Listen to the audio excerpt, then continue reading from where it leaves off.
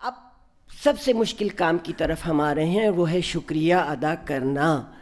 میں تو کہہ سکتی ہوں رشین میں اسپسیبا، جرمن میں ڈانکے، فرینچ میں میرسی بکو، دھنیہ واد، تھینک یو، تشکر، شکرن، لیکن اصلی کام جو ہوتا ہے شکریہ کا، اور وہ کوئی بہت سے لوگ کر لیتے ہیں، لیکن ولایت جعفری صاحب جیسا قابل انسان، اتنا فعال انسان ہی کر سکتا ہے۔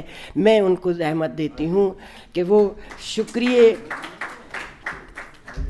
آئیے ولایت جعفری صاحب، جن کی صرف ادب میں ہی نہیں، جن کی آرٹ میں، ہر چیز میں ان کی بہت عزت ہے۔ ولایت جعفری صاحب، سب سے پہلے تو مبارکباد اس بات کی کیفی اعظمی اس دنیا میں آئے، اور سعید مہندی کو کیفی اعظمی اکیڈمی کھڑی کرنے اور یہاں تک پہنچانے کے لیے بہت مبارکباد اور دعائیں۔ آپ نے دیکھا کہ سن 1919 میں کیفی صاحب کی پیدائش ہوئی، اور 13 اپریل سن 1919 کو جلیانوالہ باغ ہوا، یعنی بے گناہ لوگ پنجاب میں 13 اپریل 1919 کو انگریزوں کے ہاتھوں سے مارے گئے۔ عورتیں، بچے سبھی تھے اس میں۔ عورتوں نے اپنی آبرو بچانے کے لیے وہاں ایک کنواں تھا، اس میں کود کے جان دی، اور کنواں اوپر تک بھر گیا۔ اسی سن میں کیفی صاحب پیدا ہوتے ہیں، اور ٹیگور نے اپنے نائٹ کا خطاب واپس کیا تھا۔ کیفی صاحب اسی پرمپرا کے کو لے کر آگے آئے، اور جب اردو پر اور ان کے اصولوں پر جب آنچ آئی تو انہوں نے بھی اپنا خطاب واپس کیا۔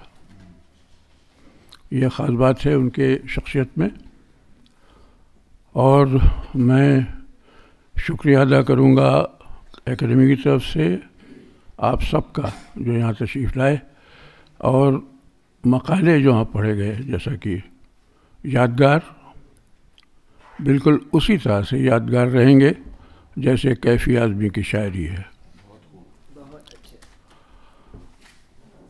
اور میں کئی مرتبہ یہ بات کہہ چکا ہوں، پھر آج دہراؤں گا کہ ایماندار فنکار ادیب پیدا ہوتے ہیں، مرتے نہیں ہیں۔ یہی ہر کے ساتھ ہوا ہے، اور کیفی صاحب کے ساتھ بھی یہی ہوگا۔ ہم آپ سب گواہ ہیں اس بات کے، آپ کی نسلیں گواہ رہیں گی کہ وہ زندہ رہیں گے، اب جب تک اس دنیا میں ظلم اور زیادتی زندہ ہے۔ بہت بہت شکریہ آپ کا۔ اور یہ سیمینار آخری سیمینار ہماری اکیڈمی کا نہیں ہے، یہ پورے سال کئی شہروں میں ہم سیمینار کرنے والے ہیں، اور آپ کی دعائیں چاہیے۔